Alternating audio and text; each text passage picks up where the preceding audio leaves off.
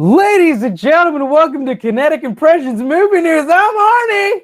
I'm Andy. And today we're going to be talking about a whole shitload of movie news. A lot of it. It's going to be coming at you. You're not even going to feel it. It's going to be so fast, it's going to go right through your body. You're not even going to know it's there until it's too fucking late. Ladies and gentlemen, I'm Arnie. Oh, I already said that. Sorry. I'm Andy. Sorry, I'm on autopilot. Yeah, for sure. My bad. That's my fault. So first, we're going to do some updates about some stories that we've talked about before, and then we're going to talk about some of our main stories. First up, part of the main stories, Olivia Colman will star in Sam Mendes' new film entitled Empire of Light. And then, if you know the comedian Bert Kreischer, he has a really hilarious story entitled The Machine that will now be made into a movie and will also have co-starring him and Mark Hamill. And Martin Scorsese's new joint will be entitled Killer of the Flower Moon, also starring Leonardo DiCaprio. Some news on that front. And then finally, Justin Lin, the guy who directed Star Trek Beyond, will finish out the Fast and Furious saga with a trilogy.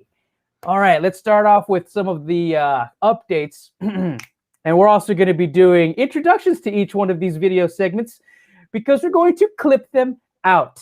Clip them out into individual bite-sized things so that you can watch on YouTube, because we want people to watch them individually instead of having to watch this entire thing. If that doesn't make sense to you, you don't know anything about YouTube, and that's okay. Ladies and gentlemen, I'm Arnie. I'm Andy. And this is Kinetic Impressions Movie News. Update. Update. We talked about Into the Spider-Verse a few weeks ago, and it turns out there's some new developments in the story. It turns out that a report states that Christopher Daniel, I think it's Barnes, will be reprising his role of Spider-Man from the original Spider-Man animated series from the 90s. Like, I think that this series is also the one where, like, most people of my generation, our generation, Drew, really kind of got into Spider-Man. 100%. Saturday morning cartoon, the WB back then, not the CW. It used to be the WB kids in the morning. When the Animaniacs would come out. The Animaniacs would come out before, like, there was even a show. Yeah, it might have been Fox. Honestly, all those channels bleed in together, right? Because it was Fox, it was ABC. Yeah, you're right. All those things. So this is super exciting. I remember like that generation of animated series was like really super, like, not all of it was for kids, right? Like it was kind of adult in the certain situations and kind of really smart. And I like a lot of the Spider-Man stuff fell into that. And then a lot of the X-Men stuff also kind of fell into that as well. But like, how much did you like the original Into the Spider-Verse? No, it was the best. It honestly, like, it was it was the standard that I put all the movies to.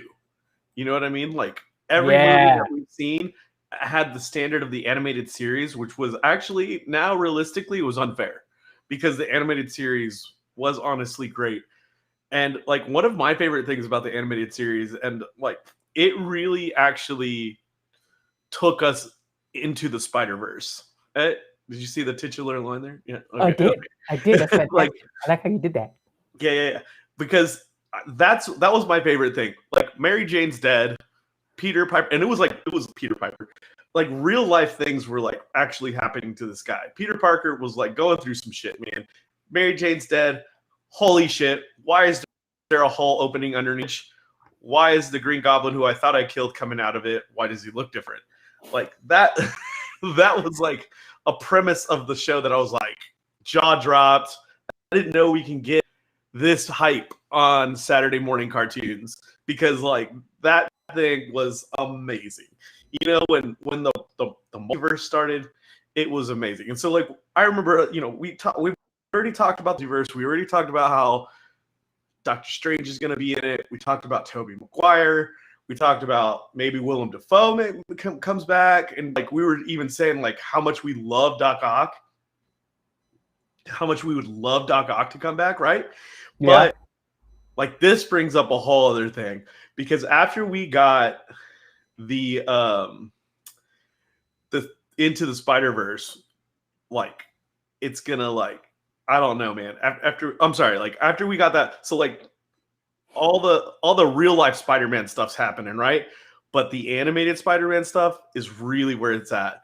And to bring the old school animated with this new excited Into the Spider-Verse, which was really like the best Spider-Man. I'm sorry, it's the best Spider-Man that's come out in years. It's an Oscar-winning movie. It's probably the first Oscar-winning Marvel movie. If I'm not mistaken. So good, but like honestly, this animated series and coming into the Spider-Verse, like trumps all the other news that we had about the other Spider-Man movie. Yeah, I mean, yeah, absolutely. Because it was such a good movie. It was so fucking heartfelt and like just really solid storytelling. It was just, and it was a visual fucking feast. It was literally like almost it was probably the most perfect movie of that year. And it fucking deserved all of the accolades. It was fun. It was for kids. It was for adults. Everybody got everything out of that movie. It taught you some lessons about friendship and about fatherhood and about a son being a good father. It just had everything. And it's fantastic. Yeah. What I really like about the original Spider-Man animated series is that you really cared for Peter. Like that voice actor really brought it. And you really felt for the character of Spider-Man himself. You felt for Peter Parker. It was where like the feelings of like a kid just trying to figure out his life and his way, where he really emoted that and he made it like that much better. It's just fantastic voice acting.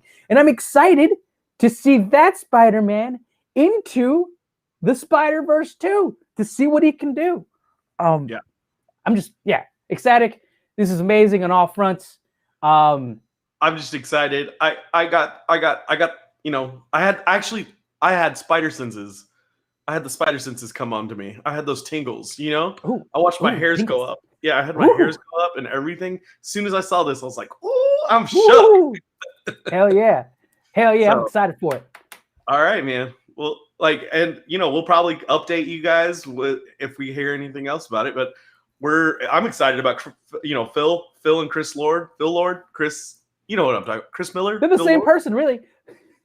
Chris Miller, Phil Miller. Hell yeah, man. We will continue to update all of you wonderful listeners and subscribers on the updates of the Spider-Verse, and we will review it because I'm hopeful it's probably going to be also the best movie released that year. Hopefully. I honestly don't know any bad movies that Phil Lord and Chris Miller have done. Yeah. They just know story and character. And shout out, because, you know, we're two brown people here, and we are Browns. Joaquim Dos Santos will be the director for that. And even though it sounds Hispanic, he is from Portugal. So he is a Spaniard. He is a Spaniard. Hey, that's where I got this beard from. It's from somewhere in Europe. Same as you. You got that beard from somewhere. Maybe a Spaniard. Actually, I'm a quarter Spanish. Found that out a couple months ago. Oh, cool. So shout out to Joaquim Dos Santos, who's going to direct this, because we need more brown folk in that, you know, in that area. Yes, in the area of things happening in the world, brown folk are needed. They're needed for sure. Please be sure to like, subscribe. What other Spider-Man animated series would you like to see introduced into the Spider-Verse? Personally, please tell me what your favorite moment in the animated series was, because there's so many. So many wonderful, wonderful things. Personally, my favorite is when that vampire guy was introduced. Morbius. Is that his name? Morbius, I think. Yeah. That was an incredible storyline. Also, one of the best storylines of Spider-Man ever was when he turned into an actual spider and Kraven the Hunter was going after him. Fucking fantastic story and saga. Absolutely. Yeah. Please like, follow, subscribe. Also, I have a little side project called the Art Idea Show. I do interviews and like a little bit of independent journalism. I haven't done much there in a while, but I will be doing something soon. Ladies and gentlemen, Kinetic Impressions Movie News. What do we always say? Go watch a fucking movie. Go watch a fucking movie. Done. All right, let's do the next one. Do the next one. Ladies and gentlemen, welcome to Kinetic Impressions Movie News. I'm Arnie. I'm Andy. And today we're going to be talking a little bit of movie news updates. Creed 3 will most definitely not have Rocky Balboa starring Sylvester Stallone back at all. He's not coming back. Sylvester Stallone is not coming back. And it has been confirmed, of all things, a comment on a tweet. I believe. I was about to say that the tweet was the weird thing. Is that what it? Yeah. It's weird. I don't know what this article does not actually have the original maybe it does have a link to the tweet. But yeah, it says apparently. Yeah, there it is right there. Tavi Grace, username Tavi Grace asked, "Is there a chance of a Creed 3?" And then official Sylvester Stallone goes ahead and adds her. He says it will be done, but I won't be in it. Keep punching. So he has no hard feelings. Doesn't look like he has hard feelings about it, but they're going to write him off. And he later states, I think, in this article that it was oh goodness, it was Michael B. Jordan that said, he's not in it because we're looking to the future, and we want to continue this what is it called? Like a story of the saga. The saga. Yes. I do want to read a quote from the article that's here. This is from Rocky Balboa himself, Sylvester Stallone. Yeah. He says, quote, "This is probably my last rodeo because what I thought happened, it happened. I never expected it. I thought Rocky was over in 2006, and I was very happy with that. Then, all of a sudden, this young man presented himself, and the whole story changed. It went on to a new generation, new problems, new adventures, and I couldn't be happier because as I step back, as my story has been told, there's a whole new world that's going to be opening up for the audience, for this generation." And then he goes on to thank the producers and the directors of that film. So and also I want us to state that there is an update on Rocky Balboa's story because it seems as though that Sylvester Stallone is in the works of negotiating a deal to make a prequel of Rocky Balboa. So the Rocky Balboa story, I don't believe, is over because it's just too much money to be made. And when you get old, you need money to be made. Otherwise, you're going to be broken on the streets. I was about to say, does he still get paid? Because these are characters based on the Rocky Balboa. Yeah. He still has to get paid from this movie, right? Sylvester Stallone has been in the industry for fucking decades. He wrote the first Rocky movie. I'm pretty sure he's getting his motherfucking movie check. Okay. You're saying, I'm sure he's getting his movie check. I'm glad you read that quote because, that part of the quote, it really hit me when I read that because Rocky, and I knew this about Rambo and Rocky. Sylvester Stallone has stated multiple times he did not like the way either one of those franchises ended in the 90s and the 80s, whenever they ended. He did not like the way either film had its last hurrah, and he felt like he was kind of taken away. I think what you always state, Arnie, he got used to too many yes men. You know what I mean? And I don't think he felt like he had a quality outing for the finale in either one of those films. That is why he came back and wrote finales for both of them. And it was always stated that that's why, and he said Rocky Balboa, the movie called Rocky Balboa, it's not called Rocky 1, 2, 3, 4, 5. Rocky Balboa was to be the end all be all of the Rocky franchise. It kind of technically was. Yeah. It was the ending of the Rocky franchise. And I thought it was beautiful. It was a new school with old school. And it almost sets up Creed to be a better movie because it is about the new, the new dog coming in and learning something from the old dog. It was really cool. It was kind of like what we think of if a Mike Tyson Rocky Balboa fight actually happened or something. Yeah. Rocky Balboa, the fictional character, and so that's what the premise of the whole movie was. And I think that was really cool. And we got to see like real life of that actually recently with Mike Tyson doing that fight. Yeah, doing that other fight, like with straight another up 40-year-old. That's the like Rocky Balboa fucking. That's the actual plot of that movie. Yeah, and so like we got to see something like that, and it was an exhibition match. It was that kind of stuff. And so like that's really what I liked. He just didn't want to finish it on a bad note. I watched all of them, and it did finish on a bad note back then. But like I remember watching the 2006 one and thinking like, man, this movie's good. And he really takes pride in these films, and I think he did an amazing job with Creed. He set that up to where yes, it can be its own series just on its own, and then hopefully we'll have these prequels, because these prequels will be like going back in time, which I don't think we have that many films that aren't in a war that predate Yeah. real life, and that's like getting old. So yeah, I'm excited about this. I'm still excited about this even though Rocky's not in it. We gotta look forward. Michael B. Jordan was awesome in it, and we gotta hope that his directing chops are going to be awesome, since he's going to be there alone. I thought he was going to have Rocky by his side in his corner. I thought he was going to have Rocky in his corner when he was filming, but we're gonna see. He'll be around. I'd imagine Sylvester Stallone is going to be a producer on that film for sure. And not just name, right? He'll visit the set, but this is Michael B. Jordan's time to shine. He's been in the industry for a while. He's done a bunch of these big budget movies. He's got a lot of people behind him. He's gonna make a movie. I hope it's gonna be a good movie. But yeah, I do agree with you that like the Rocky, like I actually really enjoyed Rocky Balboa as a character piece about Rocky.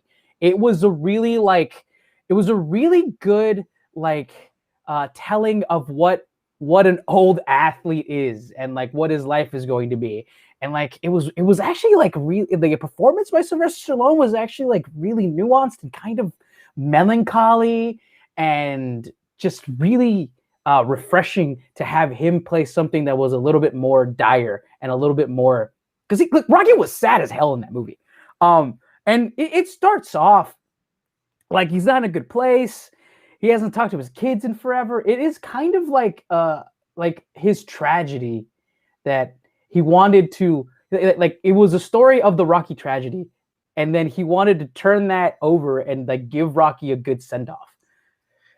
It's one of the few movies, I have to say this, because everything you're saying is absolutely correct, but it's one of the few movies that you can either just like watch Rocky 1 and then Rocky Balboa and be good. Like you do not have to watch all 5 movies or whatever it was, to understand what happens in Rocky Balboa. You really just have to know that Rocky as a character existed. So pretty much what the media has shown of Rocky, you could have just walked in as like, I know Rocky's a boxer. And it's played by Sylvester Stallone. And you could have walked into that movie theater and totally kept up with the movie. But on the top of that, there was little characters and little things that like came back that were really good callbacks. So if you were a Rocky fan, you'd understand all these callbacks. I mean, like the girl that lived in the neighborhood, like in the first movie. He brings that character back into 2006, and I think it was crazy. He brings he goes back to the original house that he lived in the first one. He goes back to the same restaurant, the meatpacking depot, whatever it was. All those things are great callbacks that he brings back from the original. But I think it was a great standalone film as well. Fantastic. Yeah. No, I really did. I enjoyed his performance. I thought it was probably his best performance to that time.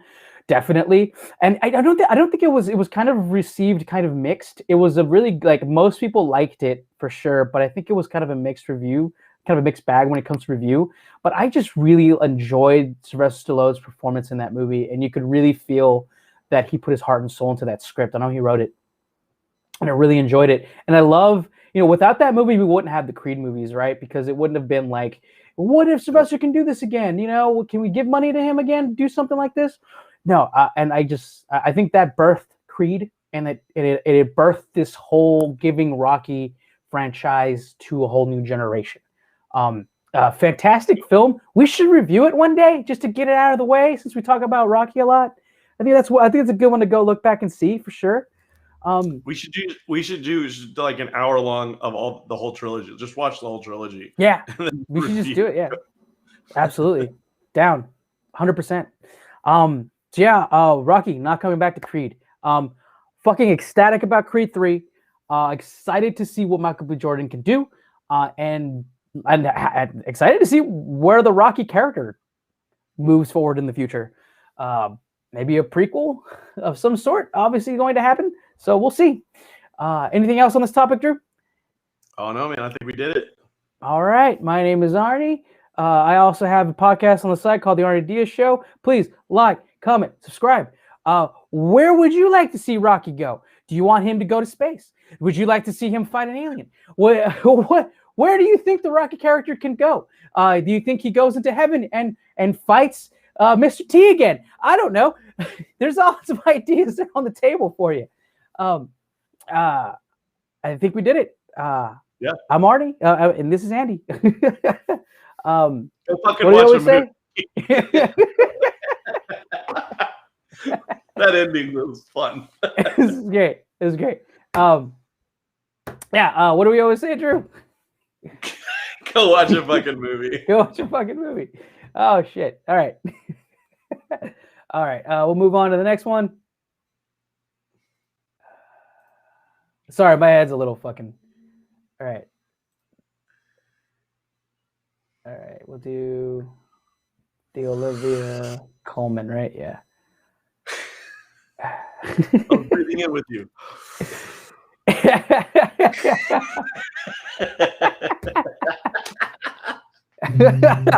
All right. Oh my god. What happened? Sorry. What's happening? What's happening? A lot of noise is happening. For sure. Let's do this. Let's end that last one again. Just do a redo real quick. Just do a redo on that, just so we have it in there.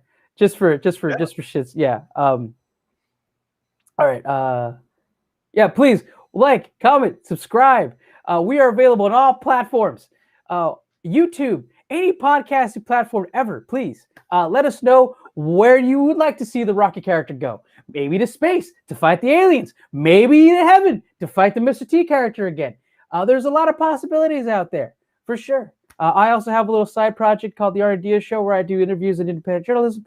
A lot of things to come, a lot of exciting things to come. Drew, what do we always tell the fine people? Go watch a fucking movie. Go watch a fucking movie. All right, let's do the next one.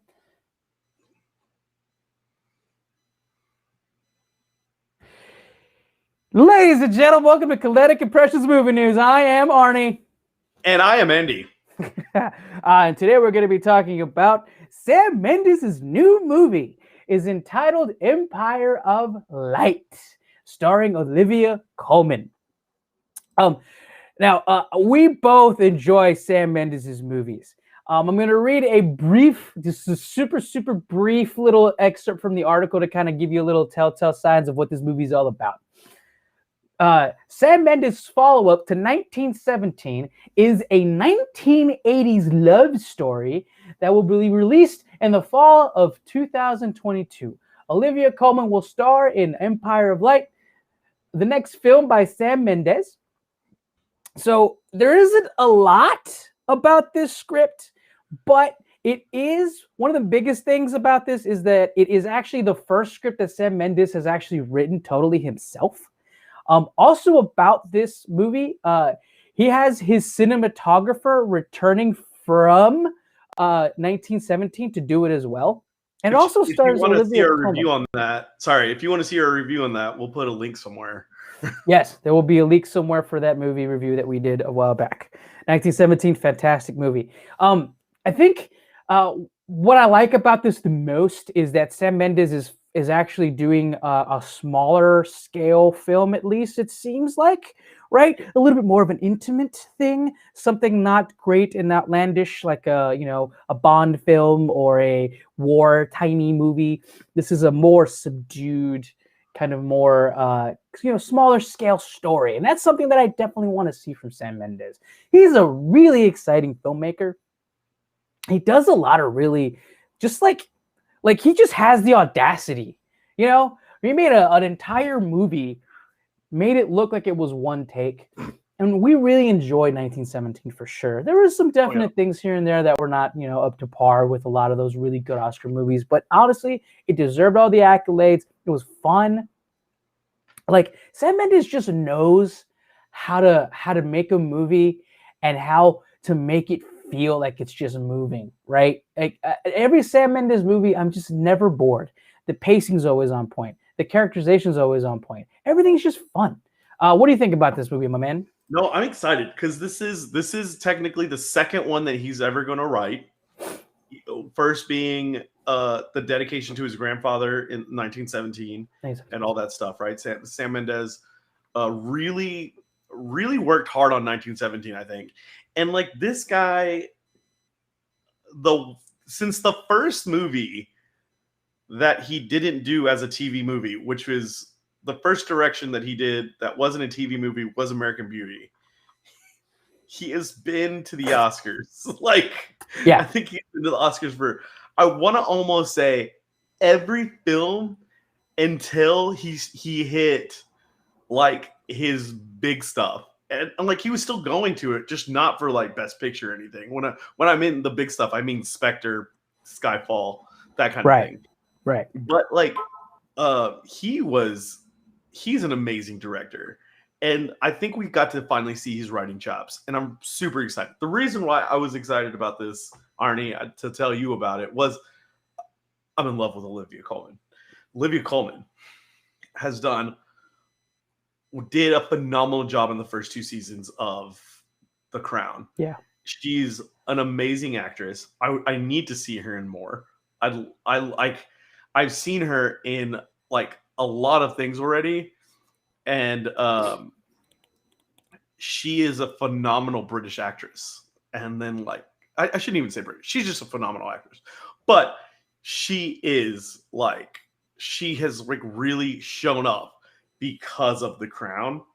Yeah. And like that's as of recent. I mean, if you remember, she was like, dude, she was in Hot Fuzz. She was in a couple years ago. She was hilarious in Hot Fuzz. She started her career as a comedy actress, right? Oh, dude, and she still does. Like, she was doing comedy, like a couple of years ago, because I was watching her in a show called Flowers, which is a hilarious BBC show that ran for 2 or 3 seasons, where she plays a wife on the country. I forgot what. I can't tell you who else is in it right now, but like, and then she was in Fleabag. She was like the godmother, I think, in who's the girl that like leads Fleabag? I forget her name. Love her too, though. Yeah, she's actually like she actually wrote the entire show, I'm pretty sure. Phoebe Waller-Bridge. Yeah. Yeah. Sorry, I'm getting lost with all the hyphenation names that we're coming out with now. Everyone wants. So like, Olivia Colman has had a fantastic career, and so I'm ready to start seeing her in these big things. So like, when Sam Mendes picks you for a movie, it means good things. Oh, absolutely. No, you're so right. Olivia Colman is a fantastic actress. Just a joy to watch. And like we've said it before, we'll say it again. Look, British actors just better. There's amazing American actors. They just make them different in Britain and Europe. In all of Europe, they just do. Olivia Colman is hilarious. Hot Fuzz was the first time I remember her. Yeah. Also, Hot Fuzz, such a good movie. It still holds up all the time, always. You can watch that movie in 10 years, it'll still be fucking fantastic. But yes, she's a fantastic actress, and I really don't think that I've ever seen her in a romance before. I'm super excited to see what that looks like with the Sam Mendes on board. Do you have any favorite romance movies you've ever seen? Off the top of my head, one that I really like a lot is A Walk in the Clouds. That's a good movie, aren't it? Like, Keanu Reeves in Mexico. Dude, that's on a one of my wine. favorite movies as a chocolate salesman. Yeah. He's a chocolate salesman, and that's one of my. I don't know why I watched that as a child. It was one of my favorite movies as a child to like always rewatch, because there's something about that ending scene. And I'm sorry we're talking about this, but like there's something about that ending scene where it goes back into the fire and pulls the vine out. He pulls the root of the vineyard, and like that's one of the most epic like moments in a movie I've ever seen, and it was so well written. And I feel like it didn't get as much credit for how good of a film it was at the time. For sure. You know, it's a wonderful story. It's honestly a story that's been told time and time again. But like that kind of like epic romance story thing is like that comes to mind when I'm thinking of what this project could be, right?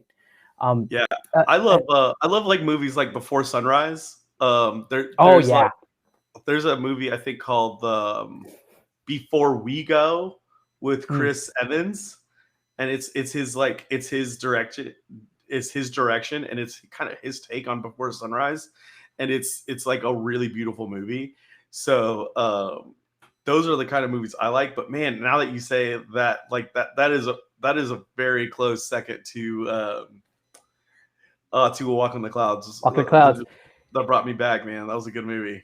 It's such a good movie, right? And like that's kind of like it was just a sweeping, just beautifully made, nice, like good romance.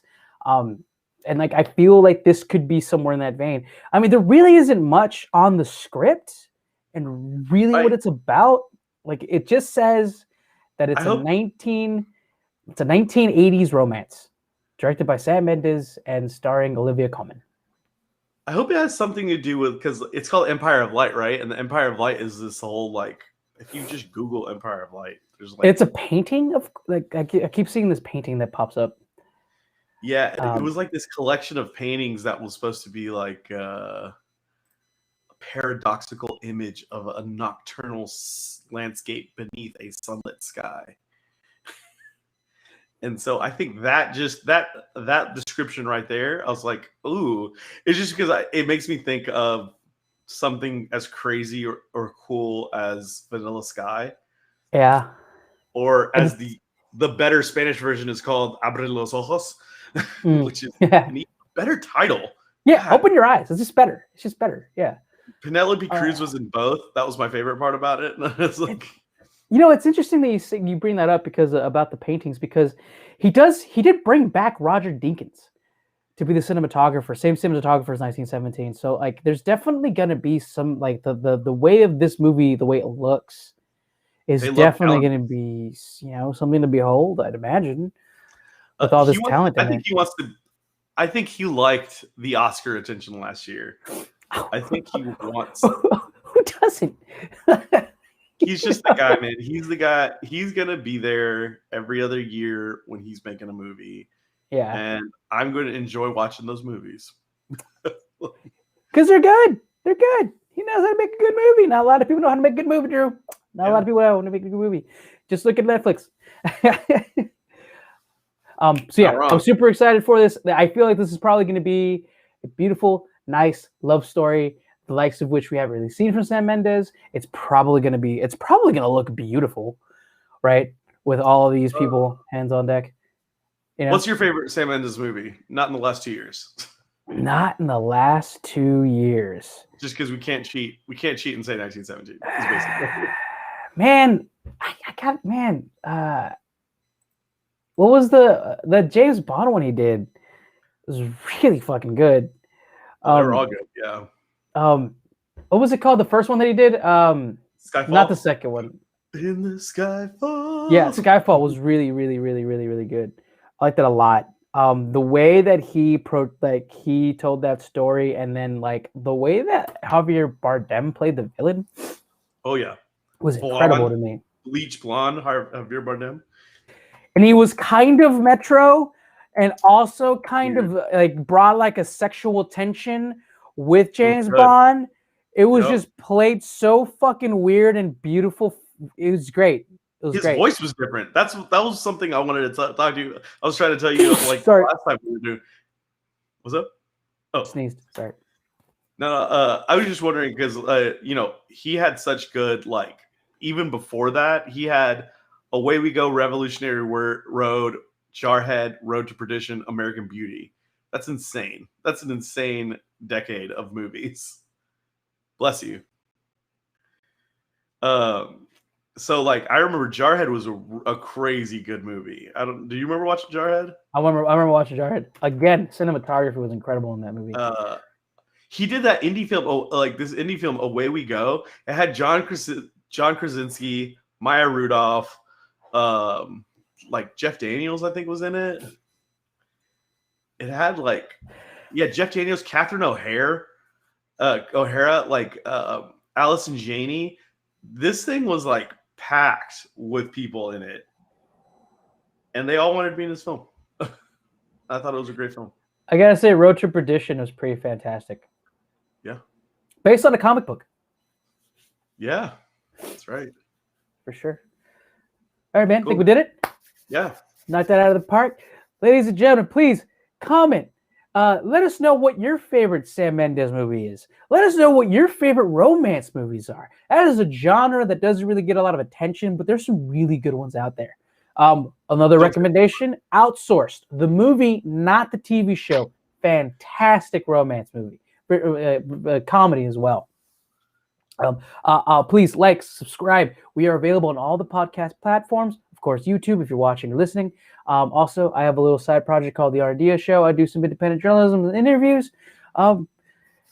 Drew, what do we always tell the fine people?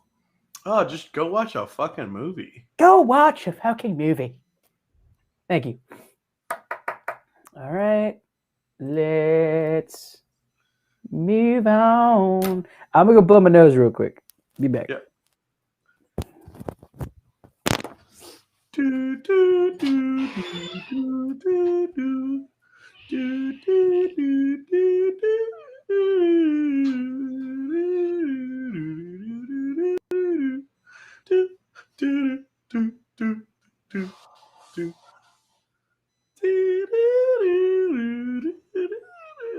Man, losing my voice a little bit.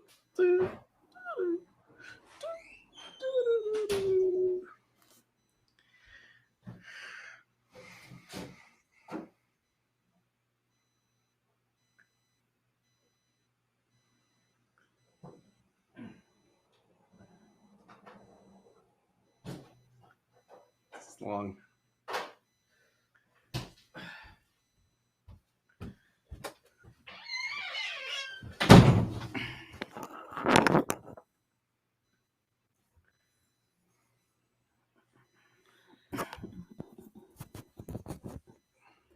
All right, sorry about that, man. It's weird. I got a thing. I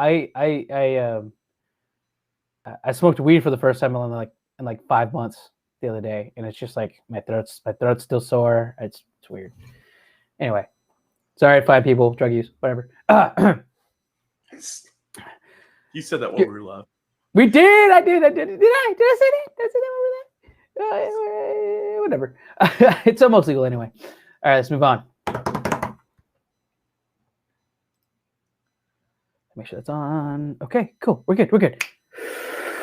Ladies and gentlemen, welcome to Kinetic Impressions Movie News. I'm Arnie. I'm Andy.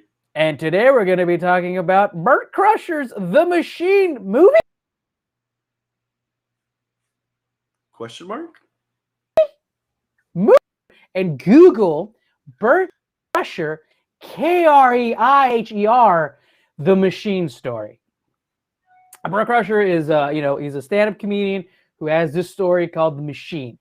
The story, kind of a breakdown, is of him in college having to take a Russian class mistakenly and then trying to get out of the class, but subsequently being asked to stay so that the class actually makes. And the teacher actually says, look, stay here. I will actually give you C's the entire time. We need you to make the class. So he goes on to take several semesters of Russian, ends with an actual trip to Russia, where he actually befriends Russian gangsters that are helping them on the trip, and then subsequently doing criminal things.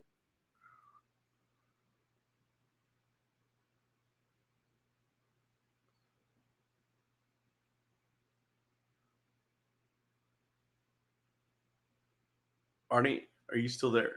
Am I still here? That's the bigger question.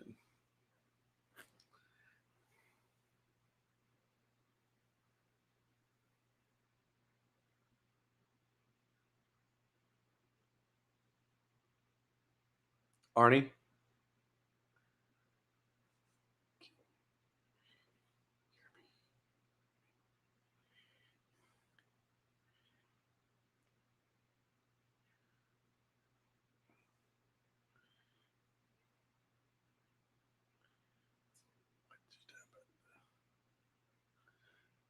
With the Russians.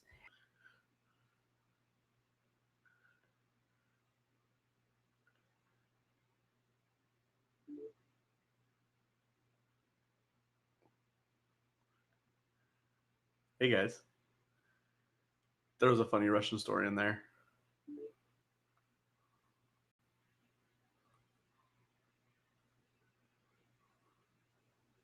All right, I think. What just happened? Wait, why did you go back? Arnie?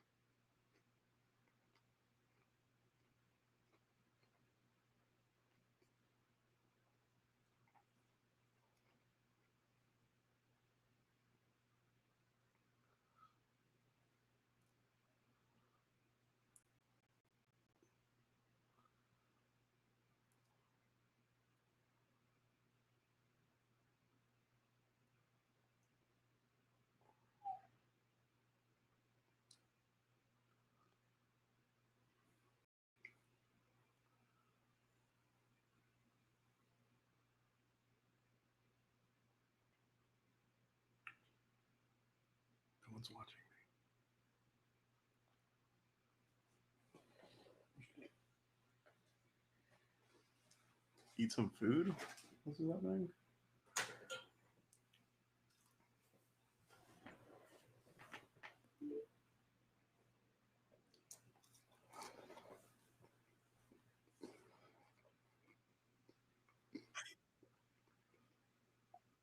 I think we're good. Can you hear me? Yeah. Okay. I don't know what happened there.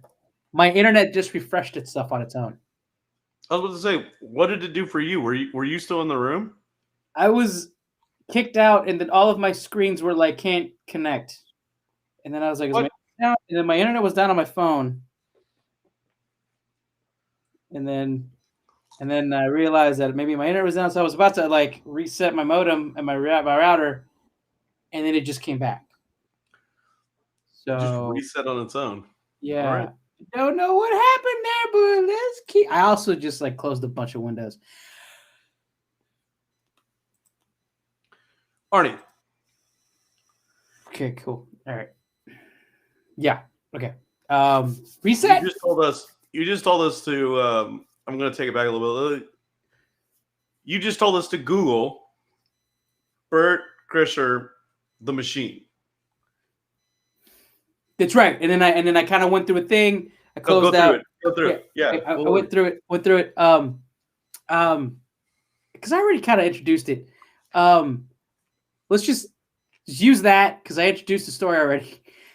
Just use that, and then we'll just cut to me saying, I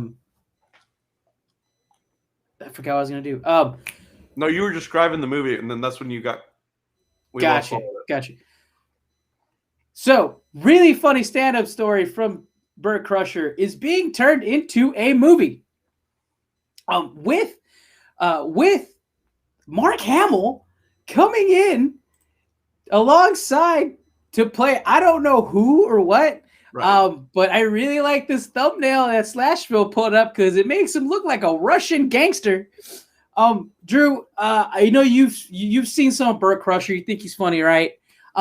This is kind of like, in a lot of ways, I'm personally trying to be a stand-up comic. So like, this is really like, a really feel-good story in that like a dude's stand-up story is turning into a straight-up motion picture. It was also introduced in like the weirdest way. I don't know if I can play this here, but it's literally got Mark Hamill is on a plane with his two dogs, and like he just starts talking about the fact that he's about to go do a movie or do a project that he can't really talk about, and then Bert Kreischer just walks behind him with his belly out. I don't know if you guys can hear that, but he's like, and all of a sudden, like Bert Kreischer just like comes out the corner with his fucking belly out.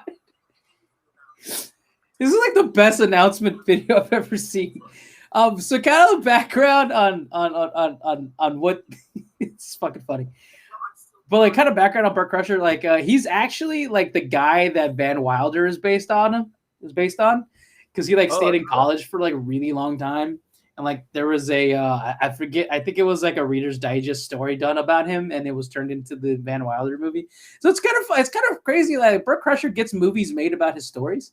And it's also kind of cool to see a stand-up having an entire movie made from Legendary Pictures, the people who made the Superman movie, the Kong movies, the Godzilla movies. It's kind of nuts, right? And it kind of goes to show you that, like, in this world of the streaming wars, anybody can get a movie made, for sure. I'm also really interested in Mark Hamill. Mark Hamill doesn't get a lot of credit. And the reason I say that is because Mark Hamill is he's played two of the most iconic characters in history. He's played Luke Skywalker, and I'm sorry, some people may not agree with this. I think he's played probably the best, if not the second best Joker. 100%. Right? Like Mark Hamill's Joker is like the Joker to me. Like it's the Joker that I grew up with. It is the Joker that I think about in my head. It is like look Heath Ledger fucking killed it. Don't get me wrong. What Heath Ledger did with the Joker is something that no one would have ever thought to do with the Joker. And that character and that characterization is incredible. It might have killed him. Mark Hamill's Joker is the Joker of the comic books. And I just love his character work. And I'm really interested to see what he can do as, who knows, a Russian gangster of some sort. Maybe he's going to be the teacher on the train. I have to say something, like really quick. I just think it's hilarious. That article that you pulled up, I don't know if you want to pull it back up, but like the toughest photo they found of Mark Hamill was him in a commercial with, who's seen this commercial with? Like, this is like a Uber Eats, or I think it's an Uber Eats commercial. Oh, wow. Oh, yeah. Actually, I'm remembering it now. And like, I think it's like, why is this the toughest photo that they have of Mark Hamill like recently? It's Patrick sure, Stewart, yeah. He's in the thing with Patrick Stewart, but I just think that's hilarious. That's the toughest photo they found. Because man, like Mark Hamill has been great. I know there was a lot of like things about the newer Star Wars series. He didn't even like them. He really didn't. He was quite vocal. He was actually pretty vocal about his displeasure with the direction that Luke went. For sure. But like he's a fucking great actor, and he's a really, really good character actor. And he just doesn't get the cred that he deserves. I think what happened in his career is that like he just got too big really quickly, and he just got typecast as one character to the point where like Hollywood really giving him much. I think he did a couple movies after. I think I he did think a couple. that's why like his biggest thing was an animated series, which was him as Joker. But yeah, that like my childhood remembers him as Joker. Like I'll always remember him as Joker. Absolutely. Yeah, and he does a lot of fantastic work too. Voice work. He was in Robot Chicken. He did the Dark Crystal series. He's the voice of Chucky in the new Child's Play. Yeah. And this guy has a range. And I just really am excited for people to see that range in a comedy. Also, like, I'm really excited to see Bert Kreischer do a film about his like story, because it's a good story. If you watch it, you see like it's just a really long, like arduous tale about his life through going through Russia, which is I think going to be really interesting as well. But yeah, man, I feel like Mark Hamill deserves some more roles, and I'm glad to see that he's teamed up with Bert Kreischer, and they're both going to be like a comedy duo in this. Maybe he'll play the villain.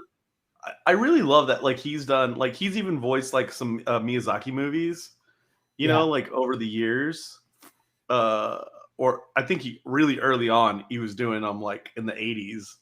And then but like lately, I think he's really got grasped comedy. I think Mark Hamill is hilarious. I even think in the recent Star Wars, he was like comedic relief in some moments that I think were unnecessary, honestly, in the movie. But you didn't know like he could do that, and I think he's great. I know that he watched the Taika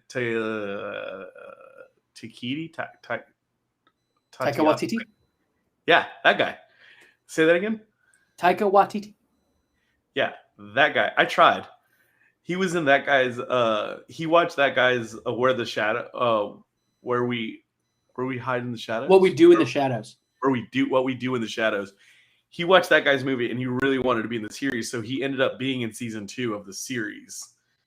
And I hear he was hilarious, and just he loved that whole show. And like he was even in the regular show, the movie. So he's done quite a bit of comedy, or at least worked around it, you know. And so like I kind of think he's going to be some good comic relief in this new movie. I'm excited to see him in a new project. I think we're gonna love it. But I don't know. Like we gotta wait and see. For sure. And this movie is actually going to be directed by the same guy who did Key and Peele's Keanu.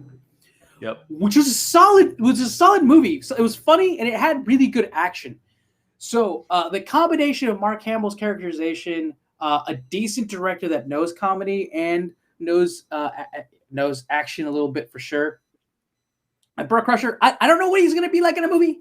I feel like he's just going to be playing the same character, which is fine.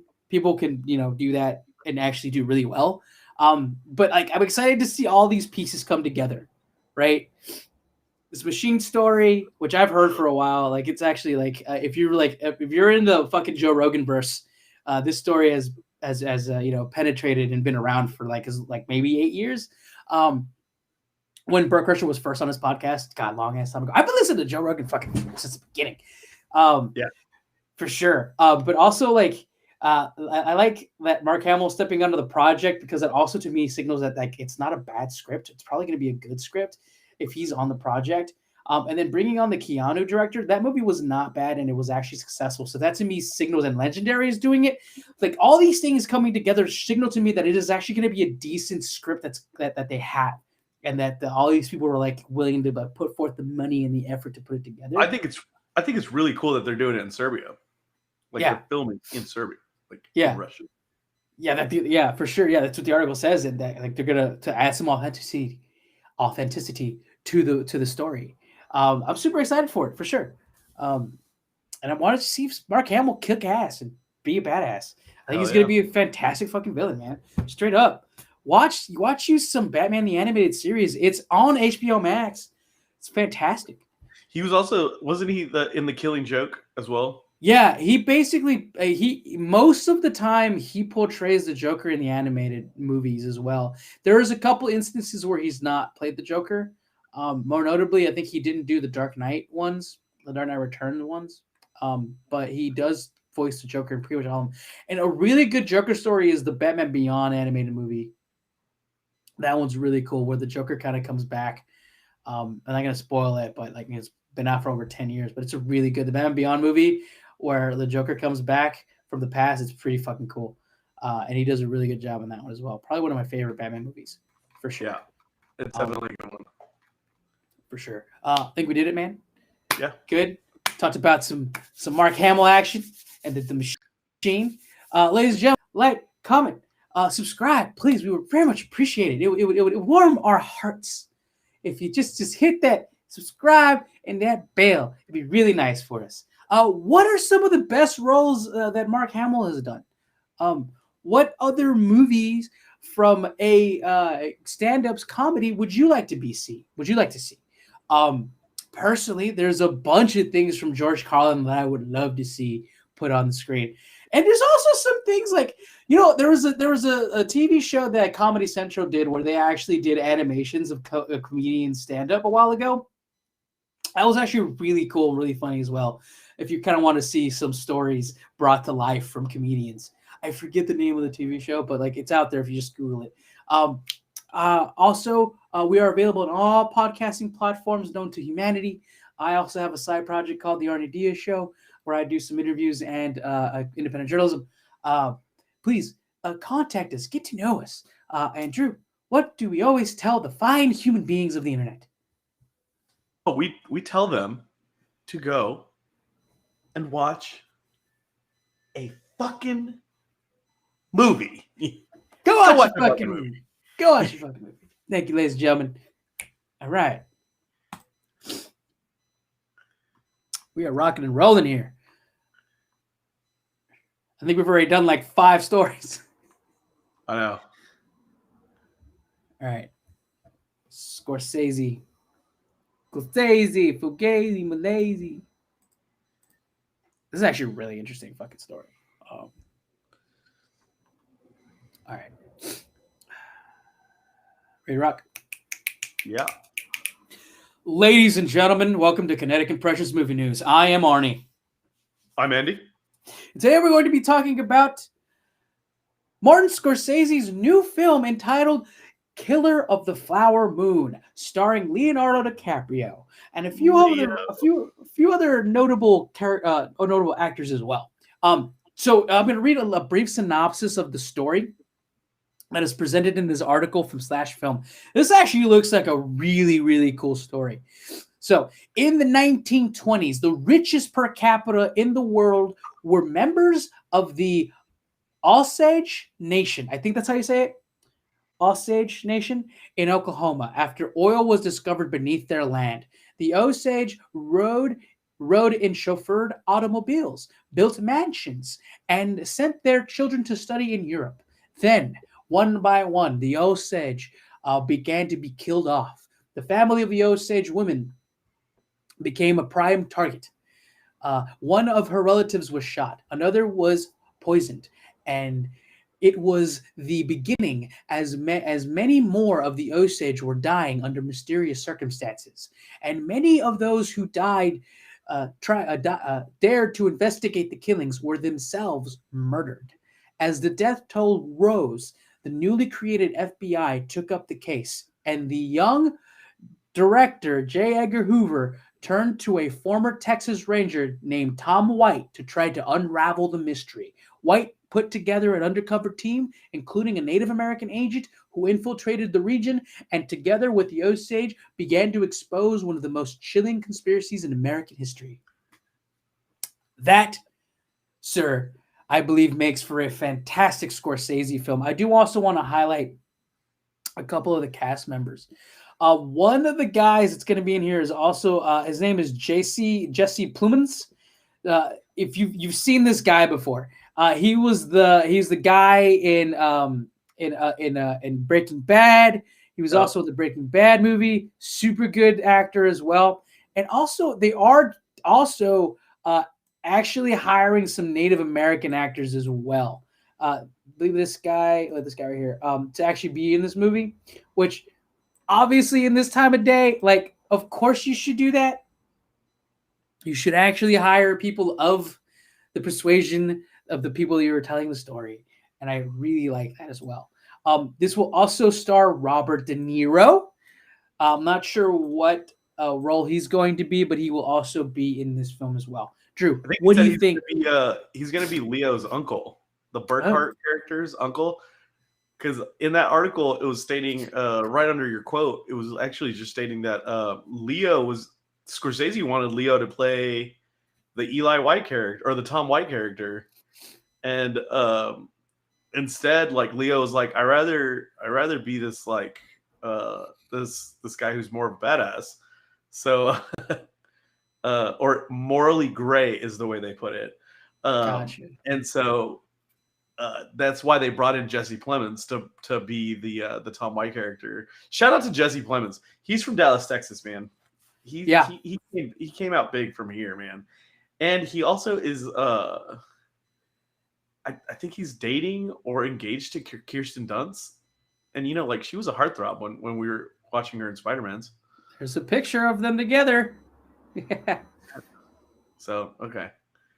For sure. Dallas shout out right there. Yep, Dallas shout out for sure. We're out there, man. We're out there. Demi Lovato just came out as a Dallas side on Joe Rogan. Yep. So what do you think about this story, bro? It sounds incredible to me. It sounds long. And what better person to make this long film than Martin Scorsese? Like, sorry, I was reenacting one of his lines. That's why there was that long pause. What did you think of The Irishman? Did you watch it? Now that you say long, I really like The Irishman. There was about 40% of that movie that was just them getting in and out of cars, checking into hotels. It was a good prequel to the Snyder Cut. Driving, a lot of silent looking into the camera driving, and I enjoyed a lot of it. It was too long and arduous. It needed to be cut because the story was good. The acting is always fantastic in Scorsese movies, and the story that he presented was really good and engaging. Personally, I didn't feel the menacing quality that I usually feel from a Scorsese movie in it. Like, it has shocking moments, but I just didn't have that tension that he brings, that real solid tension that comes, from Goodfellas.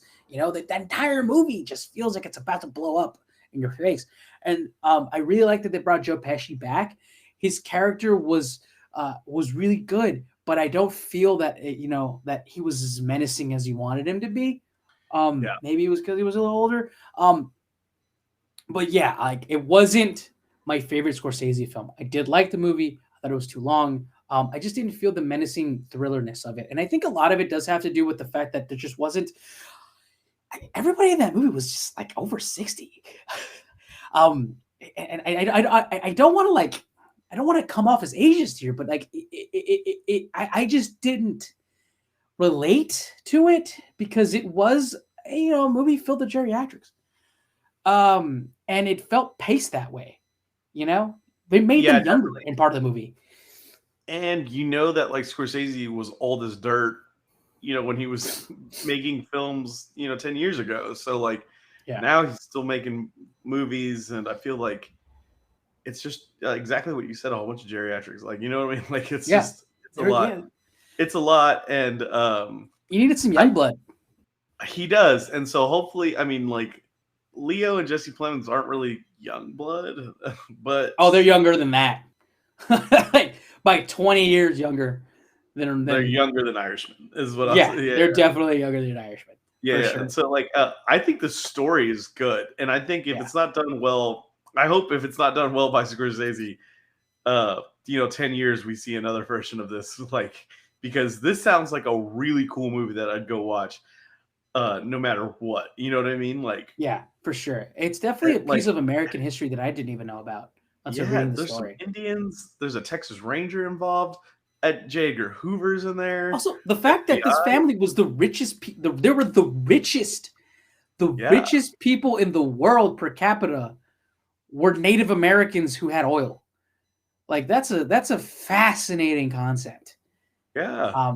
And it's a fact that they're being picked off one by one, which kind of makes sense because hey, newsflash, America's racist, and having these rich Native What? Americans is a problem. No. So like I feel like it's also very topical. It's a very topical story. I Yeah. think this is getting back into a Mark Scorsese wheelhouse. I don't know why. Like The Irishman was good, and I understand the story that he wanted to tell. It's another piece of American history, right? The Irishman was kind of in the same vein. It was telling a story of American crime, of a real American crime, a real American crime story. This is another real American crime story. So I feel like Scorsese is trying to tell these real American stories, and I think this movie is going to be better because it has young blood, not as young, but Leonardo DiCaprio, Jesse Plemons. This story just sounds really engaging and cool, and I really am interested in it for sure. And like I just want to see a good Scorsese movie again. And I feel like this concept definitely is going to lend itself to a little bit more of a good thriller aspect to it because, like I said, The Irishman was just meandering. A lot of the violence was actually done behind closed doors. A lot of the understanding of the plot was understanding the secrets that these people were telling to each other that you didn't realize was that they were telling each other. And this just feels like it's going to be out in the open. I mean, it's a whodunit. It's probably like a little bit of Sherlock Holmes with a Texas Ranger, Native I American hope story. it's like August Osage County. Remember that I've movie that was like with Julia Roberts and Meryl Streep? No, sounds cool. You should watch it and review it. No, it has nothing to do with this. It's a comedy, but it was called Osage County, and it takes place in Oklahoma. So it's like very. I think it stems from the same namesake. Possibly, yeah, maybe, yeah, for sure. Yeah, it makes sense. Yeah. It's interesting how much of American history has crossed through Oklahoma that we don't really know about. Oh, right? It's a boring state. I'm sorry. Like it's just. You're not wrong. You're not wrong. They said it. They said it in Tiger King. Towards the end, they were like, one of the guys was like, "We gotta move the zoo by the border. Texans are rich. That's where the money comes from. Ain't nobody in Oklahoma got money." But yeah, earlier this year, the light was shown on Black Wall Street and the massacre of Black Wall Street. The first time I heard about Black Wall Street was on a Facebook video like 5 years ago. It was like one of those like infograph videos, and that's the first time I heard about it. But that's a seminal piece of American history that no one really knows about. And this right here, the fact that a Native American family was the richest per capita on the planet, and we don't even know about it here, it's interesting, And I like that these kind of stories are being told. And I think Scorsese has something. He's got something, man. He's got another one of these really good thrillers inside of him. I just want a good Scorsese thriller, like where where the tension is just felt throughout the entire movie, and you feel that at any moment something could go wrong. Like that's the kind of Scorsese picture that I hope this is. And I think the story lends itself to it. I mean, it's everything about this project I fucking love. I want to see it. I want to see it done right. And I'm probably going to learn more about the Osage Nation and just kind of see what that story is about. It's crazy. Like somebody was picking them off one by one. I wonder if the KKK is involved. Maybe that's what I'm saying. Like no matter what, this story should be made a couple times so that we can really like break this story down because I love the concept. Yeah, 100%. The concept is that. Yeah, man, I'm excited. I'm pumped. I'm pumped about this. Hopefully, Scorsese has one more in him. And like this cast already looks promising. Even with the Native Americans that you're listing, like Lily Gladstone, who's in a lot of different. I think she's playing Leo's wife, so that's gonna be cool. And I think it looks like she's like one of the main characters because it's like it has to do with Molly Burkhart. So yeah, and I also feel like this is like the first time we're seeing like a really big motion picture about kind of turn of the century Native Americans. When you talk about Native Americans in a movie, you don't really it's always like back in the day, old Western times. We're talking about, this is about Native Americans who have had time in America, who've developed riches, who are interacting with the modern world, the modern era. Yep. It's just a kind of part of the Native American story that really isn't told. I think the closest example that I can think of is, I believe it was Wind Talkers, that movie about how they used, I think, Navajo Nation language to code World War II messages. It had Mel Gibson in it. I think it was called named Wind Talkers. I think, but that was the only time that I really I remember seeing a movie about the Native American experience in the modern era, or kind of a modern era. So I'm really interested to see the portrayal of of Native Americans at the turn of the century, kind of when the Old West is dying and we're really entering into the modern world, and then seeing a rich, a wealthy Native American family be portrayed as well. Just this kind of story that we never tell. We never tell these people's stories, and I'm happy that that's finally happening. We're finally seeing parts of American history that we just have been blind to for so long, and I'm just really excited about that aspect. And I'm excited that it's Martin Scorsese and Leonardo DiCaprio, Robert De Niro ushering in this kind of tale. Something like we're kind of skipping over. Eric Roth wrote the story, and like Eric Roth, he wrote, like, I think he wrote. Recently, he wrote A Star Is Born. He wrote the screenplay for Dune. He wrote Extremely Loud and Incredibly Close, Curious Case of Benjamin Buttons, The Horse Whisperer, Forrest Gump.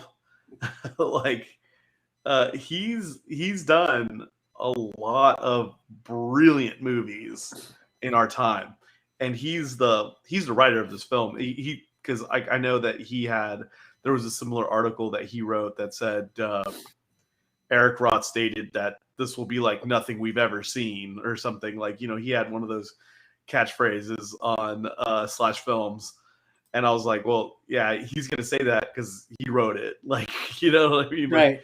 He was complimenting Scorsese, and so, like, I think he thinks it's such a great story, and he's already anticipating this. So, like, I think they're gonna kill it.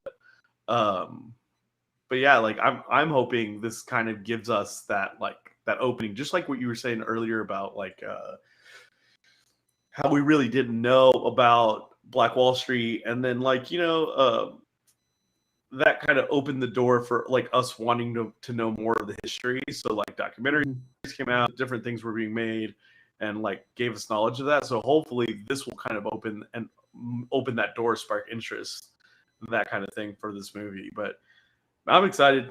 I think it's gonna be great. Absolutely. Yeah, man. Like, yeah, I think we did it. Yeah, I think we did too, man. Please, ladies and gentlemen, comment. Let us know what you think about this concept and its story. If there are any other parts of American history that you would like to see told in front of the big screen that, like, us Americans really haven't seen or heard of, to mind, one of the biggest pieces of American history that I want to see on the big screen that no one really knows about is the St. Patrick's Battalion of Mexico. Yeah. They were a regiment of Irish immigrants that defected the U.S. Army and joined the Mexican Army because they refused to kill their fellow Catholics. And they were actually at the front lines during the American-Mexican War. They were at the city of Mexico. It's just a wonderful story. But the part of American history that no one really tells you about, right? Just if you have any of those kind of stories, just let us know, please. Also, I have a little project called the Arnie Diaz Show. I do some independent journalism. I do some interviews as well. And we are also available everywhere podcasts are distributed as well. Yeah, I think we did it. Drew, what do you always tell the fine people? Go watch a fucking movie. Go watch a fucking movie. All right. Let's knock this out. Last story going to be about good tentpole Fast and the Furious films. Oh, I have no energy. Got this. We can just knock it out right now. I'm kind of tired too. You want to just save this Fast and Furious for next time? No, got to do it. All right, let's do Just it. keep it short. Let's keep it simple. All right. That Martin Scorsese one lasted 10 minutes longer. Let's go. Ladies and gentlemen, welcome to Kinetic Impressions. I'm Arnie. And I'm Andy. Today we're going to be talking about some movie news. Specifically, director Justin Lin has revealed that Fast and the Furious will end with the trilogy, beginning with Fast and the Furious 9 and ending with Fast and the Furious 11. Quote from the article from /film.com. I was thinking of it as one chapter. It became very clear to me that if we were going to do that, we were going to need some real estate. To the studio's credit, it was like, yeah, let's do it. That's what we've been doing since I've been back, processing it almost like a trilogy as a final chapter. He goes on to say, telling Variety, it's consistently writing and talking. It's what I love. Every time I do one of these, it's always a new challenge. And this one, it wasn't just one film. I know we've been talking about the final chapter for about 10 years, and now we're starting to see it come to life. It's very gratifying. We've been talking about it for so long, so far, so good. It's feeling like it's the right time, it's a right move, and it's the right track. So, okay, I'm going to say this about the Fast and Furious movies. Insanely entertaining. After Fast 5, it went to a whole nother level of entertainment. I like Justin Lin's prowess with making action movies. I think he did the thing with the Fast franchise by actually creating a villain and making it kind of archetypal. I will say the one thing I don't like about the Fast movies, they're really soap opera-y. Like we had the plot where somebody literally hits their head and forgets who they are. And now we've got a character who was supposedly dead, but now is back. And it's really outlandish. But I think, Drew, you agree with me here. They're insanely entertaining movies, right? There's just one scene. There's one scene where like they're talking to each other, like they're talking in their face, and like the camera just goes and shoots to where it's like it's shooting this close, and it just goes back and forth to both people, and I'm like, "Is that what you're gonna do?" Yeah, that's what do you think I'm gonna do? And I'm like, "What?" Like they just keep talking, and like the lines are just hilarious. And they're like, I was just sitting there drinking at the movie theater, just enjoying because it was honestly funny how like soap opera-y it was. Yeah. But Justin Lin really did something when he did Tokyo Drift. I feel like they gave him the worst Fast and the Furious movie. They said, look, Fast and Furious is done. We don't even want to do it anymore. Look, you get a new batch of characters. We're going to bring one dude back from the original. We're going to bring one dude from the original Fast and Furious. And that's it. So like here, take this. Just take this project. It's a side project. And he did, like, honestly, there's some people who think Tokyo Drift is the best one. Like, Tokyo Drift was the best one for a long time. And, like, I think it's hilarious because at the helm of Tokyo Drift is one of people, he's one of my personal favorite, but people will say he's one of the worst actors. And that's Lucas Black. I love Lucas Black, man. He's awesome. I think he's decent in this movie, but he's very Vin Diesel-y. He just kind of has his. It's just a dude playing another dude. he's just Lucas Black in this role. You know what I mean? Like he's not a character. I really liked it. It had Lil Bow Wow in it. It had a lot of people like you didn't know. It had like this girl that looked like Asian Mila Kunis to me. Like it was an amazing film, man. And it really took it to another level. And because of that, I feel like they gave him the keys to the franchise. He had like a short break. He did 5 and 6, or he did 4, 5, and 6, right? Is that correct? I think he did Tokyo Drift, which I'm going to consider 3. He did Fast and Furious, which is not the Fast and the Furious. It's just Fast and Furious, which I consider 4. Then he did 5. Then he did 6. He didn't do one of them. I'm pretty sure. He did. And I don't think he did 8. I think he stepped off because he went to go do Star Trek. That's what I was about to say. No, that's actually the point I was going to make. Like, he didn't do 1 and 2. He got the keys to the franchise after 3. Did 3, 4, 5, 6, and then he got popular. You know, during that, he was like, I mean, he wrote a couple episodes, or he directed a couple episodes of Community. It shows. Yeah. So like then he started directing a couple episodes of True Detective, which like that makes you a little bit more big time. That was like a good HBO show, I thought, especially in that season. That was first season. Star Trek Beyond. I thought he did a good job with Star Trek Beyond. What did you think of Star Trek Beyond? I think I like Star Trek Beyond, and because it was a popcorn movie. It turned Star Trek into a real it didn't have the real headiness of Into Darkness. It brought it kind of back to its actiony kind of filmy roots. It really wasn't, to me, a true Star Trek movie. It was my least favorite Star Trek movie, but I have to say it's because it's my least favorite Star Trek movie. Yeah. But it wasn't, it's a popcorn thriller. Yeah, for sure. And I think that's what the same reason I think Tokyo Drift did so well. Like Justin Lin, his writing style and his directing style, it's very basic, right? He actually is able to he brings in archetypal things. He brings in a true villain, right? First it was like he brings in a true villain and he shows you exactly who the villain's going to be and what we have to do. He brought the team dynamic in.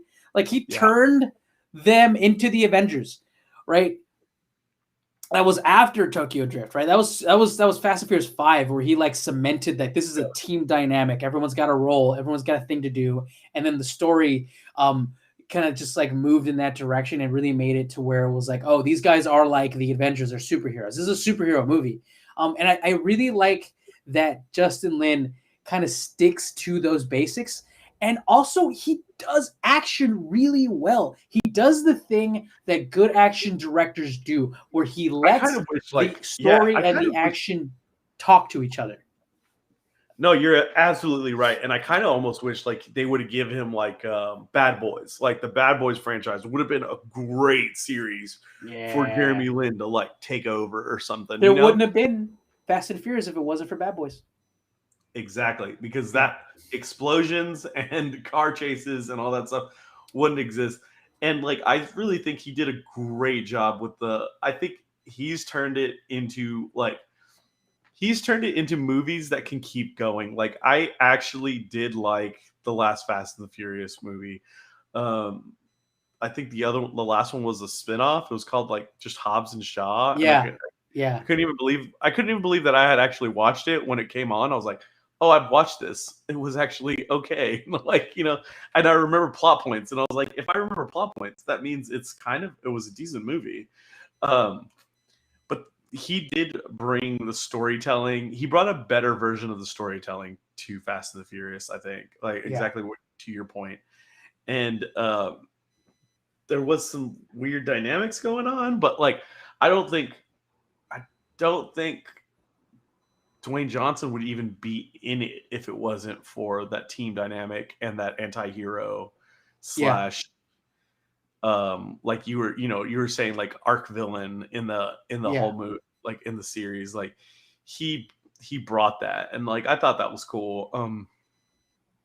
He also brought, I think, a lot of good comedy.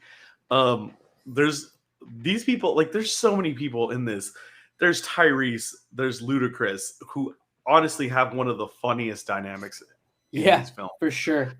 We even were watching a trailer earlier of the new one, and that they pick up right where they left off. Absolutely, yeah. R.I.P. Paul Walker. He was fabulous in all these. Yeah. He and Vin Diesel were much like best friends. Best friends in the whole thing, and they were really the best friend dynamic. It was kind of like, it felt like another, I know we bring this up often, but it felt like a Rocky Apollo thing. It was like they were enemies in the beginning and then they became best friends. And I was like, this is a good dynamic. That's a good dynamic that you can bring into this. It's where we found Gal Gadot. Yeah. We found Gal Gadot in these movies. And, you know, she ended up doing nothing with her life. But for sure. yeah, I'm excited. I'm pumped. I made a noise. Sorry. Like I was slamming. I'm slamming things. Justin Lin is gonna be good. I'm excited about this thing. I saw that like he was this Untitled Jeremy Renner Bourne sequel project. I was like, that is his type of movie. So like he's doing stuff right now that like is his cup of tea. And so I'm excited about these things. What do you think about the whole thing ending in a trilogy? Like kind of to my point earlier about Justin Lin and the way that he does story, I really like the way that he actually, like, I'm a guy that's trying to learn story and try to learn how to script write. And his stuff is like, honestly, if you're on a writing level, it's real rudimentary, right? He presents to you the antagonist and the protagonist, and then just kind of story beat runs. But like he's so good at it and he adds so much color to it that his stories actually make sense and they feel like they're just exceptional action movies because he actually takes the time to really dive into the story and make the characters come alive. And that adds, and he's a fantastic action director at the same time where the stories actually influence what the action is. So, and like in the article, it says that he was writing and he just couldn't stop writing because he was thinking about how to end this thing forever. And he figured out a way to do it in 3 movies. So he's going to be able to actually have his vision come to life. He has a story in mind to how to end this. And that story is going to take place over 3 movies. I like the way he presents that story. I like his fucking action movies. I think he does it great. I am excited to see what he comes up with as the ending of the Fast and Furious saga. Because Fast and Furious, when it came out, was a cultural touchstone. It did amazing. Everyone watched that movie. Honda Civics were flying off the shelf for a fucking decade after that movie. Which is good. They're reliable vehicles. But like Need for Speed Underground came out because of that. Yeah. I mean, almost a whole genre of movie. There was the Torque movie with the motorcycles that came out because of it. Like it changed culture. That movie changed culture. Fast and Furious 2, still good, funny, probably some of the best Luda comedy ever. Not great. And then Tokyo Drift came. And it changed everything because it was an actual director who knew how to write a good story and be in this world. Because like Fast and Furious is of a certain generation, right? And it needs to be told by the people of that generation. Fast and Furious was a Point Break remake. And that is a remake of a movie made in the last generation. Too Fast, Too Furious was just kind of a sequel to that movie. Tokyo Drift was when the Fast and Furious saga was given to the hands of somebody of this generation, of the Gen X millennial generation. And he took that story and made the Fast and Furious franchise. It is the story of pop culture. It is our generation. It is a multicultural, literally people of color all over the place story. And I think he's going to be able to usher that into an ending that he feels is going to be good. Because like those movies are all about family. Like they're all about family and being together. That's not what the first 2 movies were about. The first 2 movies were crime thrillers and capers and buddy cop movies. Justin Lin turned this franchise into pop culture, cultural touchstone zeitgeist about family. Doesn't matter what color skin you are. Doesn't matter what our past was. It's all about us being together and just hanging out. It is about the family you make. It's also about incredible fucking action and comedy. It's everything that a movie-going audience should love about movies. I was about to say, like the first two movies were not buddy cop movies, but like they were like undercover. They were perfect. Like they were undercover movies. Some guys undercover, and he has to make rash decisions to either stay undercover or break his cover. And he'd rather break his cover and be a better friend. And I thought like that dynamic will get old. Like you can only do it so many times. Yeah. And they did it twice, and I was surprised it worked. It actually worked both times. Yeah. And so when Justin Lin was giving it to it, I thought the story, when I look back on the story of Tokyo Drift, it's great. He's a bad kid who gets shipped off to Tokyo to spend time with his military dad, and there are these Americans trying to like make it in this different world, and they obviously are out of place, and they make a name for themselves in that place. And he gets in trouble doing the thing he loves, which is racing, and he's not supposed to do it anymore, but he still finds racing in Tokyo, and he just finds it in a different flavor. And I thought that was a beautiful way to actually do a good story. Just that little synopsis of like the movie just tells you how good of a film it was, because it played its idea out, and it played it very well. And then he brought characters into that. And I was just looking it up. I really didn't like Fast 8 and 7. They were trying. It was kind of like they were trying to overdo what Justin Lin did. You know what I mean? Like they were just like, oh yeah, we could do just what Justin. It was like who did the Transformers movies? Who does Bad Boys? Michael Bay. Yeah, it's kind of like, oh, we can make a Michael Bay film. Let's just blow shit up and like run cars into the flames. Like, nah, dude, that's not all he does. You know what I mean? No. Like, No. He does more than that.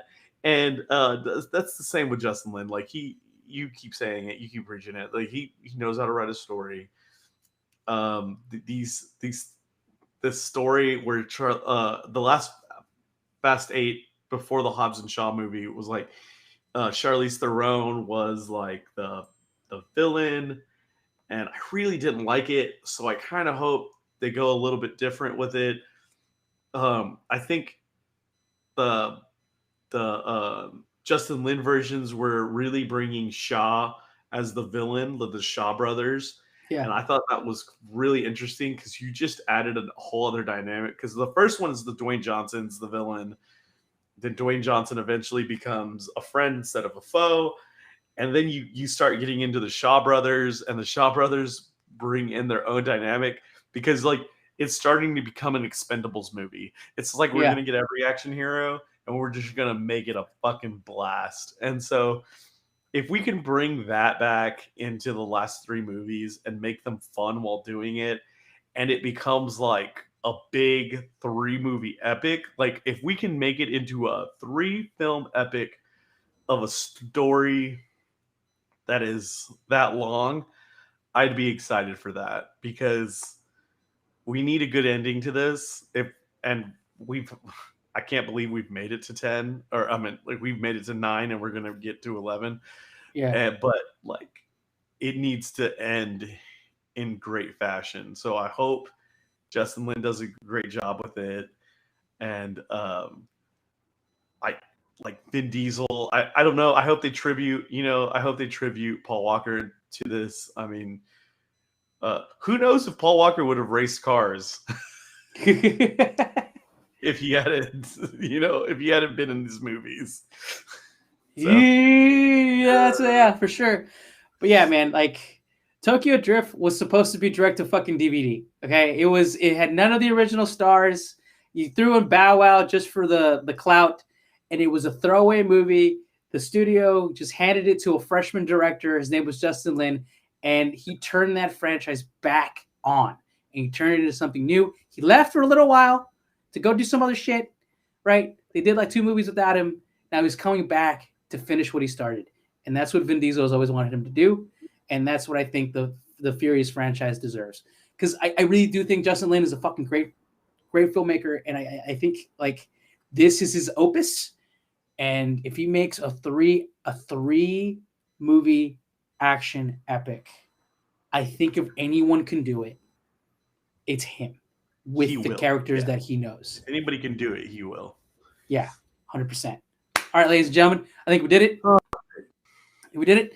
What kind of things would you like to see the Fast and Furious crew do? Maybe go to space, fight some aliens. I think that's going to happen, possibly. Please like, subscribe, again, comment. We are available on all of the platforms known to humanity. Also, I have a little side project called The Ardea Show. I do some interviews and some independent journalism. Please follow me there as well. Drew, what do we always tell the fine people of humanity? We tell them to go watch a fucking movie. And it's very rare that we end a news article without talking about the flying into space aspect of the news article. So, go watch a see movie. you later. Boom. We did it. Great. Cut, print, dry. And